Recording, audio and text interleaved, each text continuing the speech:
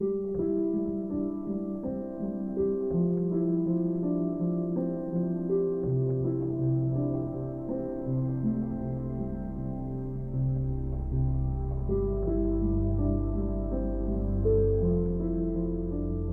most men in Australia do not use violence, we know that it is still men who perpetrate the majority of violence against people of all genders.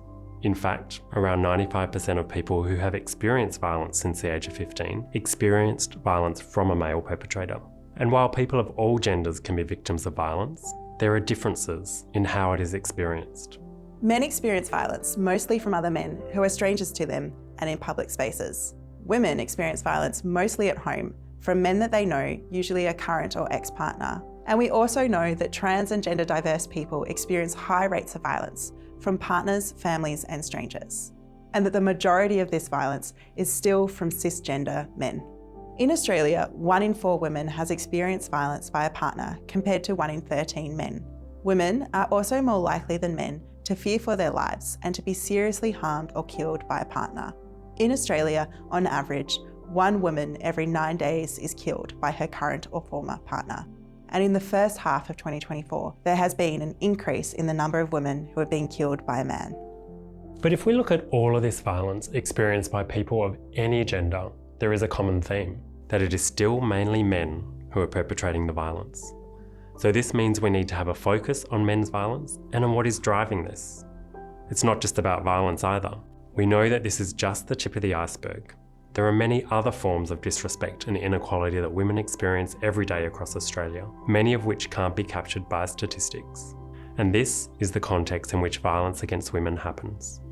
In general, women are not seen as equal to men, are not given the same opportunities, or do not have the same access to resources that men do.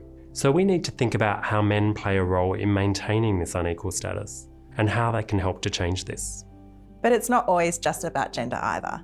Gender inequality intersects with other systems of discrimination and oppression, such as ableism, racism, and homophobia, to shape women's experiences of violence. These factors impact how different women are treated in our society, and they impact the frequency and severity of women's experiences of violence, as well as their ability to get support to escape that violence. So we need to be looking at the broader social context as well.